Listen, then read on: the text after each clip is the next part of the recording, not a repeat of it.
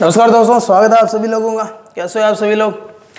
तो आज की ये वीडियो में आपको जो चीज़ बताने वाला हूँ, जैसा कि मैंने पिछली वीडियो में आपको बोला भी था कि आरआरबी की वैकेंसी, चाहे आपकी पटवारी की वैकेंसी हो, चाहे जितने मर्जी आपके एग्ज़ाम, उन सभी के अंदर जो चार बातें जो होती है वो आजकल मोस्ट कॉमन हो चुकी है कि जैसे मैथ हो गया, रीजनिंग होगी, जीके होगी और जनरल साइंस हो गया। तो ये चार सब्जेक्ट ऐसे हैं जो आपके हर पेपर में आते हैं। आप इस वीडियो को पूरा देखें क्योंकि इस चीज़ में मैं आपको कुछ आज अपने टॉपिक भी स्टार्ट करेंगे।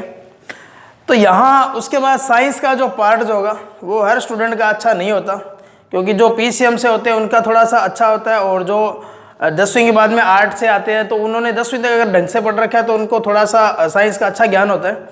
तो ये भी ना माने कि जो साइंस है उनका अच्छा ज्ञान होगा इस फील्ड के अंदर या साइंस के अंदर, तो वो कोई ज़रूरी नहीं होता। वो आपके ऊपर डिपेंड करता है कि आपने 10वीं तक उन चीज़ों को किस तरीके से पढ़ा है।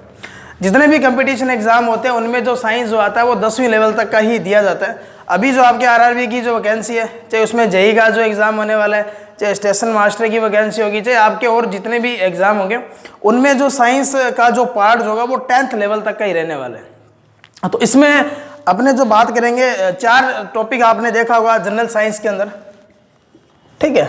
तो जनरल साइंस जो होगा इसके अंदर चार प्रकार के अलग अलग टॉपिक होते हैं सामान्य विज्ञान के अंदर। जैसा एक आपने पढ़ा होगा फिजिक्स, ठीक है, और फिजिक्स हो गया, जैसे केमिस्ट्री हो गया, और एक क्या हो गया बायोलॉजी या बायो।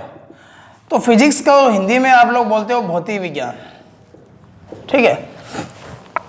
और आरआरबी का जो अभी सीबीटी 2 का एग्जाम हुआ था, फिजिक्स के क्वेश्चन इसमें ज़्यादा थे क्योंकि फिजिक्स का पार्ट उन्होंने ज़्यादा इंक्लूड किया था। और पहली बात यह है कि उन्होंने फिजिक्स ही दी थी सारी। तो फिजिक्स में अपने पढ़ने वाले हैं ताप, दाब, हीट, उष्मा, लेंस, दर्पण हो गया, ठीक है, प्रकाश हो गया, ध्वनि होगी, इनके बारे में पूरी डिटेल अपने पढ़ने वाले हैं। इनको अच्छी तरीके से अध्ययन करेंगे। और मैं गारंटी देता हूं कि अगर आपने एक बार साइंस अगर आपने पढ़ ली यहाँ से, तो आपको किसी भी तरीके की डाउट नहीं रहेगा। ये मेरा वादा है आप लोगों से। अगर आप लोग एक वीडियो देखेंगे तो आपको पता चल भी जाएगा आगे। केमिस्ट्री की अगर अपने बात करें तो यहाँ अपने इसमें पढ़ने वाले हैं साइंस, या इसको बोलते हैं रसायन विज्ञान। जितने भी आपने पढ़ा होगा, अम्ल होता है, क्षार होता है, धातु होती है, ठीक है, गैसें होती है, नोबल गैसें होती है, इनके बारे में अपने अध्ययन करेंगे। बायो जो होगी, जिसको आप लोग जीव विज्ञान बोलते हो, तो इसके अंदर अपने पढ़ने वाले हैं, ठीक है। इसके अंदर अपने पढ़ेंगे वनस्पति विज्ञान और मानव विज्ञान, ठीक है। एक तो अपने पढ़ने वनस्पति और एक पढ़ेंगे मानव। वनस्पति विज्ञान जो होगी वो छोटी सी है, ध्यान रखना। और मानव विज्ञान जिसमें अपने पढ़ने वाले हैं आँख क्या होती है, कान स्ट्रक्चर क्या होती है, अपना श्वसन क्रिया किस तरीके से चलती है, ठीक है। और मानव के रोग जीवाणुओं से कौन से होते हैं, वायरस से कौन से होते हैं, बैक्टीरिया से कौन से होते हैं, इनके बारे में अपने अध्ययन करेंगे। कौन कौन से ऐसे जो रोग जो होंगे जो होते हैं वो जन्मजात होते हैं, और कौन कौन से ऐसे रोग होते हैं जो बाद में संक्रमण के द्वारा फैले जा सकते हैं। तो ये जो पार्ट रहेगा ये थोड़ा इंपॉर्टेंट रहेगा, ये मोस्ट इंपॉर्टेंट पार्ट है। और केमिस्ट्री जो होगी, केमिस्ट्री का जो पार्ट जो होगा, इस पार्ट के अंदर तो आपको थोड़ा सा मेहनत ज़्यादा करना पड़ेगा, क्योंकि इसमें थोड़ी सी मैं आपको जो अच्छी तरीके से बताने वाला हूँ, तो इसमें थोड़ा सा आपको मेहनत करना पड़ेगा। फिजिक्स में कुछ ज़्यादा नहीं करना पड़ेगा, आपको फार्मूला बेस्ड चीज़ें चलती है ज़्यादातर।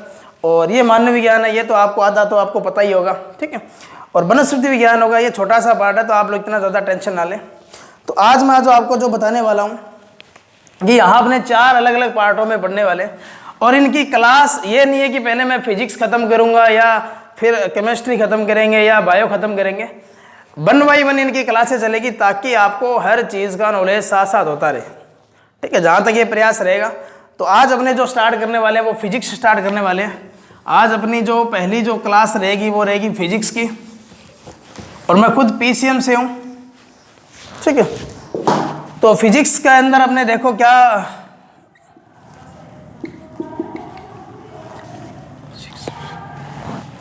ठीक है, फिजिक्स या इसको क्या बोल सकते हो, भौतिक विज्ञान। अगर आपको इंग्लिश वर्ड में ऐसा लगे कि ये इंग्लिश में सही नहीं है तो आप उसको ज़्यादा माइंड ना करें, ठीक है, क्योंकि इंग्लिश जो है वो थोड़ा वीक है, लेकिन स्पेलिंग जो होगा वो आपको सही मिलेगी। तो भौतिक का मतलब क्या होता है, अपने चारों ओर जो ताप, दाब, उष्मा, वेट, ठीक है, धन्ना, तो ये जितनी भी बातें होती है इनके बारे में अपने अध्ययन करेंगे। तो सबसे पहले आपको जो पता होना जरूरी है वो पता होना जरूरी है मात्रक पद्धति कौन कौन सी है इनके अंदर, यूनिट सिस्टम कौन सा है। तो मात्रक पद्धतियों की अगर हमने बात करें, क्योंकि हर जो क्वांटिटीज होगी, फिजिकल हो चाहे इलेक्ट्रिकल हो, ठीक है, भौतिक हो चाहे विद्युतीय राशि हो, उनमें हर चीज़ को रिप्रेजेंट करने के लिए किसी न किसी यूनिट का इस्तेमाल किया जाता है। जैसा कि आपने देखा होगा कि जैसे भार जो होता है उस भार को रिप्रेजेंट करने के लिए आप न्यूटन का इस्तेमाल करते हो, या मास जो होता है, द्रव्यमान जो होता है, उसको किस में रिप्रेजेंट करते हो, ग्राम के अंदर, केजी के अंदर रिप्रेजेंट करते हो। इसके अलावा आपने देखा होगा कि धारा को मेजरमेंट करना है तो आप लोग एम्पियर का इस्तेमाल करते हो, ठीक है। अब ध्यान रखना कि मात्रक पद्धतियां जो होगी वो 4 होगी, ठीक है। 4 मात्रक पद्धतियों के बारे में बात करेंगे। तो सबसे पहले हमने बात करते हैं एसआई। एक होगी अमकेस, एक होगी सीजीएस और एक क्या होगी एफपीएस, ठीक है। तो एसआई का मतलब हो गया स्टैंडर्ड इंटरनेशनल। स्टैंडर्ड क्या होगा, इंटरनेशनल, अंतर्राष्ट्रीय मानक। स्टैंडर्ड का मतलब मानक हो गया, इंटरनेशनल का मतलब अंतर्राष्ट्रीय। अमकेस का पता ही है, मीटर, केजी, सेमी, यानी कि इसको क्या लिख सकते हो, मीटर, केजी और सॉरी सेकंड होगा, या सेमी नहीं होगा, सेकंड, ठीक है। फिर ध्यान रखना ये सीजीएस होगा तो इसको देखो दूरी जो होगी ना, जैसे यहाँ लेंथ जो लिया आपने किस में लिया, मीटर में, तो यहाँ इसमें किस में लेंगे, सेमी के अंदर, ठीक है, ये सेमी हो जाएगा। केजी को जगह यहाँ क्या इस्तेमाल करेंगे, ग्राम का इस्तेमाल करेंगे, और समय को किस में लेंगे, सेकंड के अंदर ही लेंगे। एफपीएस पद्धति होगी तो यहाँ फुट चलेगा, और इसमें वेट जो होगा वो पौंड के अंदर चलेगा, और जो टाइम जो होगा वो किस में चलेगा, वापस किस में चलेगा, यहाँ सेकंड के अंदर चलेगा। तो 4 यूनिट सिस्टम है अपने पास। अब ध्यान रखना कि जो एमकेएस है और एसआई है, कुछ यूनिटें ऐसी होगी जो इन दोनों में सेम चलेगी। जैसे अगर आपको बोल दे कि द्रव्यमान की इकाई क्या, एसआई इकाई क्या, तो द्रव्यमान जो होगा वो एसआई में भी केजी में लिया जाता है, और एमकेएस में भी क्या लिया जाता है, केजी में ही लिया जाता है। तो यहाँ ये चीज़ आपको पता होना चाहिए। फिर एक चीज ध्यान रखना कि जो एसआई यूनिट जो है, इसके अंदर जो मूल मात्रक अगर आपसे पूछे कि कितने ऐसे मात्रक है जिनको मूल माना गया है, यानी कि जिनको और किसी मात्रक से उत्पन्न नहीं किया जा सकता, तो वो ध्यान रखना कि यहाँ कितने होंगे, 7 होंगे। तो ये काफी इंपॉर्टेंट क्वेश्चन बनता है कि मूल मात्रकों की संख्या कितनी है, तो यहाँ कितनी होगी, 7 होगी। कौन कौन से होंगे, तो एसआई के अंदर मूल मात्रक अगर हमने बात करें तो कितने होंगे, 7 होंगे। जैसा मैंने आपको बताया अभी कि एक तो क्या हो गया, लंबाई होगी, एक क्या हो गया, द्रव्यमान हो गया, और एक क्या हो गया, समय हो गया, एक हो गया धारा, और एक हो गया ज्योति तीव्रता, जो आपने प्रदीप्ति में अगर कभी देखा होगा इलेक्ट्रिकल के अंदर, ठीक है, और एक टेम्परेचर हो गया, और एक क्या हो गया, पदार्थ की मात्रा होगी, पदार्थ की मात्रा। अगर लंबाई की अगर हमने बात करें तो लंबाई की जो यूनिट्स होती है वो इसके अंदर अगर आपसे पूछा जाए तो क्या होगी, मीटर होगी, ठीक है। तो यहाँ इसका क्या होगा, मीटर होगा, और मीटर को स्मॉल एम से रिप्रेजेंट कर सकते हो। द्रव्यमान की अगर हमने बात करें तो द्रव्यमान किस में लेंगे, अपने केजी में अंदर लेंगे या किलोग्राम के अंदर, तो इसको आप इस तरीके से रिप्रेजेंट कर सकते हो। समय जो होगा वो किस में होगा, सेकंड के अंदर या छोटा ऐसे दिखा सकते हो। धारा की जो यूनिट होती है वो एम्पियर होगी, बड़े ऐसे दिखा सकते हो। ज्योति तीव्रता जो होगी इसको कैंडेला होगा, ठीक है, इसको सीडी से दिखा सकते हो। टेम्परेचर की क्या होगी, ऐसा यूनिट केल्विन होगी, तो बड़े कैसे दिखा सकते हो। पदार्थ की मात्रा क्या होगी, मोल होगी, तो इसको MOL से रिप्रेजेंट कर सकते हो, ठीक है। तो यहाँ आपको याद रखना है कि यहाँ से सवाल अभी आपके जो CBT 2 का हुआ था उसमें भी पूछा गया था कि निम्न में से मूल मात्रक नहीं है, तो वहाँ फ्रिक्वेंसी इसका ऑप्शन था। तो यहाँ से सवाल कई बनते हैं, ध्यान रखना कि इलेक्ट्रिकल का कौन सी विद्युतीय राशि को है वो मूल मात्रकों में स्थान दिया गया, सॉरी विद्युतीय राशि को, तो यहाँ करंट आ जाएगा, ठीक है। या आपसे पूछे कि 3 मूल भौतिक राशियाँ कौन सी है, तो 3 मूल भौतिक राशि अगर आपसे पूछा जाए तो ऊपर वाली होगी, ध्यान रखना, लंबाई, द्रव्यमान और समय होगी, ठीक है। दूसरी बात ध्यान रखना कि इसके अंदर जो टोटल जो ऐसा यूनिट जो उसमें मूल मात्रकों को जो स्थान दिया गया वो कितने यूनिट है, यहाँ पे कितने मात्रक आपको दिखाई दे रहे होंगे, 7 यूनिट है, या 7 इनमें भौतिक राशि है। एक चीज आता है संपूरक मात्रक, सप्लीमेंट्री जो मात्रक जो होते हैं वो कौन से होंगे, तो संपूरक मात्रक होंगे वो 2 प्रकार के होंगे। जैसा एक तो क्या होगा, तलीय कोण होता है, और एक क्या होता है, ठीक है, इसको क्या बोलोगे, तलीय कोण हो गया, और ये कौन सा हो गया, ठोस कोण, सॉलिड एंगल। तो सॉलिड एंगल की जो यूनिट होती है वो तो होती है स्ट्रेडियन, और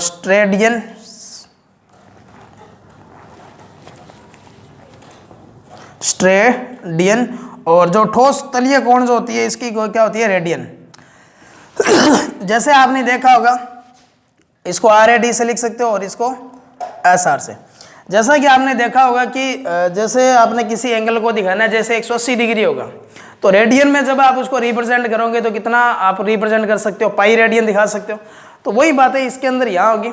ठीक है, एक बार दोबारा देख लें इनको कि मात्रक पद्धतियाँ कितनी है। यहाँ पे 4 है। मूल मात्रकों की संख्या अगर आपसे पूछी जाए तो 7 होगी। सप्लीमेंट्री यूनिट अगर आपसे पूछे, संपूरक मात्रक पूछे तो कौन से होंगे, यहाँ पे 2 होंगे। एक तो कौन सा होगा, तलीय कोण होगा, और दूसरा कौन सा होगा, ठोस कोण होगा।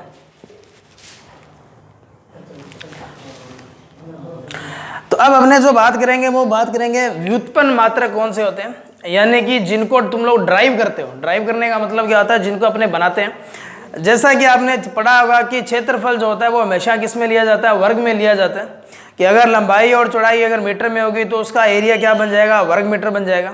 आयतन की अगर हमने बात करें तो हमेशा क्यूब में होगा। अगर लंबाई, चौड़ाई और उसकी जो हाइट जो होगी, ऊंचाई जो होगी, अगर तीनों मीटर के अंदर होंगे तो वो क्या हो जाता है, मीटर, वहाँ क्यूब बन जाता है। तो इसके अंदर अपने देखेंगे कि जो व्युत्पन्न मात्रक जो होते हैं वो कौन कौन से होंगे, ड्राइव जिनको यूनिट कहा जाता है। ठीक है, तो इसके बाद में ध्यान रखना अपने बीमा जो होती है, बीमा किस तरीके से बनाई जाती है उसके बारे में भी देखेंगे। बीमांकन किस तरीके से किया जाता है उनका। अगर आपने ये चीज सीख ली तो बीमाएं जो होती है वो आप लोग आसानी से बना सकते हो। देखें व्युत्पन्न मात्रक कौन कौन से होंगे। ठीक है, जैसा कि आपको मैंने अभी बताया था, क्षेत्रफल जो होगा वो क्या होगा, लंबाई इंटू क्या होता है, चौड़ाई होता है ना। अगर आपको किसी भी राशि का, किसी भी भौतिक क्वांटिटी हो, चाहे आपको इलेक्ट्रिकल क्वांटिटी हो, उसका अगर आपको फार्मूला अगर आपको पता है तो आप उसका मात्रक और बीमा दोनों आसानी से बना सकते हो। ठीक है, देखें एरिया जो होगा वो लंबाई इंटू चौड़ाई होगा। अगर लंबाई आपके पास मीटर में है और चौड़ाई भी मीटर में है तो इसको देखो, जैसे 10 मीटर इंटू क्या करोगे, 10 मीटर करोगे, या जैसे चौड़ाई कितनी है, 5 मीटर है, इनको गुणा करेंगे तो 50 मीटर क्या हो जाएगा, मीटर से मीटर गुणा होगा तो क्या होगा, स्क्वायर होगा। 50 तो क्या एक फिक्स क्वांटिटी है, फिक्स राशि है, तो इसका तो कोई लेना देना नहीं है अपने को। मात्रक अगर हमने देखेंगे तो क्या बनेगा, मीटर का स्क्वायर बनेगा। इसी तरीके से आयतन की अगर अपने बात करें, वॉल्यूम जो होता है वो क्या होगा कि लंबाई, चौड़ाई और क्या होता है, ऊंचाई होता है। तो मीटर, मीटर और मीटर, तो मीटर का क्या बन जाएगा, क्यूब, या इसको घन मीटर भी बोल सकते हो और इसको क्या बोल सकते हो, वर्ग मीटर बोल सकते हो और इसको क्या बोल सकते हो, घन मीटर। फिर एक चीज ध्यान रखना, जैसे घनत्व ले लिया, डेंसिटी ले ली। घनत्व क्या होता है, ऊपर तो द्रव्यमान आता है और नीचे क्या आता है, आयतन। ठीक है, तो द्रव्यमान जो होगा वो अगर आप केजी में ले रहे हो और आयतन किस में ले रहे हो, मीटर क्यूब में ले रहे हो, तो इसकी जो यूनिट बनेगी वो क्या बनेगी, केजी प्रति मीटर क्यूब। तो समझ में आ गई होगी आप लोगों को ये जो बात जो मैंने आपको बताया। ठीक है, इसी तरीके से अगर आपने जैसे देखा होगा, धारा जो होती है, धारा जो होती है I बराबर V अपॉन में R होगा। इस तरीके से I बराबर जो होगा, इसका तो मात्रा क्या होगा, वोल्टता होगा, और इसका मात्रा क्या होगा, ओम होगा। तो वोल्ट प्रति ओम भी क्या होगा, धारा का या मात्रा का या किसके बराबर होगा, एम्पियर के बराबर होगा। तो ये जो चीज़ें जो होती है ये ड्राइव यूनिट्स कहलाती है, या इनको व्युत्पन्न मात्रा कहते हैं। ठीक है, अब इसकी मैं विमांकन बताता हूँ कि विमा जो होता है उनको विमा का निर्धारण किस तरीके से किया जाता है, ताकि आगे जितने भी जब भी आपने अपने आगे पढ़ेंगे, ता पढ़े चाहे दा पढ़े, जहाँ भी आपको मैं बोलूँ कि आपको यहाँ बीमा इसकी अगर आपसे पूछी जाए कि इसकी बीमा क्या होगी, तो वहाँ आपको किसी भी तरीके का डाउट ना रहे कि इसकी बीमा हमको आनी चाहिए, किस तरीके से इसकी बना सकते हैं। ठीक है, तो डायमेंशन जो होगा, डायमेंशन को हिंदी में विमांकन या डायमेंशनिंग कहा जाता है, या विमांकन जो होता है, विमीय सूत्र जो है किस तरीके से बनेगा। तो विमीय सूत्र देखो किस तरीके से बनेगा।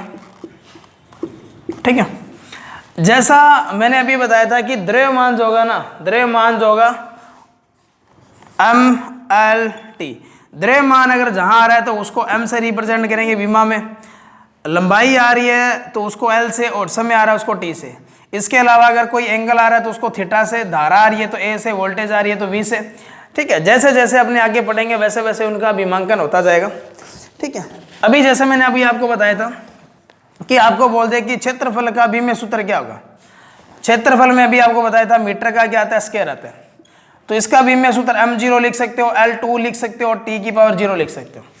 ये लिख सकते हो आप लोग। क्योंकि इसमें जो लेंथ जो है उसकी घात कितनी है 2, तो यहाँ लेंथ की जो बीमीय सूत्र में रिप्रेजेंट किया जाता है वो एल से रिप्रेजेंट किया जाता है। तो यहाँ से आप क्या लिख सकते हो, एल का स्क्वायर। यहाँ आप लोग एम का 2 मत कर देना, गलत हो जाएगा यहाँ पे, या तो ऐसा लिख सकते हो, या इसका दूसरा जो तरीका है वो क्या होगा, L2 होगा।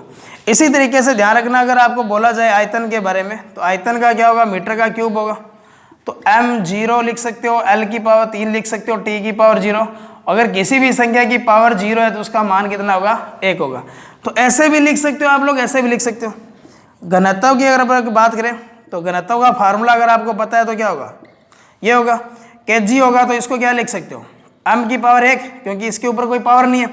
अब भाग में m की पावर 3 है, जब ऊपर लेके जाओगे तो माइनस बनेगा, तो L की पावर -3 और T की पावर क्या लिख सकते हो, 0। और या इसको क्या लिख सकते हो, m की पावर 1 और L की पावर -3 लिख सकते हो। इसी तरीके से अगर आपसे पूछा जाए, जैसे आपको बोल दिया कि बल या कार्य, जैसे बल दे दिया, बल जो होता है वो द्रव्यमान जो होगा और त्वरण का गुणा होता है। तो द्रव्यमान तो किस में लिखते हो, केजी के अंदर, और त्वरण जो होगा वो मीटर प्रति किस में आएगा, सेकंड का स्क्वायर आता है। तो केजी की जगह इसकी जो पावर लिखेंगे तो m1 लिखेंगे, और मीटर जो है इसकी पावर क्या लिखे, L1। और सेकंड जैसे भाग में जब इसको ऊपर लेकर के जाओगे तो पावर क्या बनेगी, माइनस की, तो यहाँ t की पावर माइनस क्या लिख सकते हो, 2 लिख सकते हो। तो ये बीमीय सूत्र बनाने का मेथड आपको समझ में आ गया होगा, किस तरीके से आप लोगों को बीमीय सूत्र बनाना है। अगर समझ में आ गया तो लाइक ज़रूर करें इस वीडियो को, और पहली बार आए तो चैनल को सब्सक्राइब जरूर करें। मेरा आपसे वादा है कि अगर आपने यहाँ फिजिक्स हो चाहे केमिस्ट्री हो चाहे बायो, अगर आपने ढंग से मेरे से समझ लिया तो आपको दिक्कत किसी भी तरीके से नहीं आने वाली, ठीक है। जहाँ तक मेरा आइडिया आज का ये, अगर आपको मेथड समझ में आया तो वीडियो को लाइक ज़रूर करें, और चैनल को सब्सक्राइब करना ना भूलें। इसके पास जो बेल आइकन है उसको जरूर प्रेस करें, ताकि आगे आने वाले जितने भी वीडियो होंगे आपके अच्छे तरीके से समझ में आए, और उसका नोटिफिकेशन जल्दी से जल्दी आपको मिलता रहे। किसी भी तरीके की PDF फाइल अगर आपको चाहिए तो आप लोगों को जो टेलीग्राम ग्रुप दे रखा है उस ग्रुप को ज्वाइन करें, और वहाँ हम जैसे जैसे जो वीडियो अपलोड करते हैं उनकी अगर जैसी भी PDF फाइल होगी हम उसको वहाँ अपने अपलोड करते हैं। इसके अलावा इसका डिस्क्रिप्शन में भी आपको लिंक दे दिया जाएगा, जिस भी वीडियो की PDF फाइल हमारे पास होगी या जो हम तैयार करेंगे। तो देखते रहिए बीच। धन्यवाद।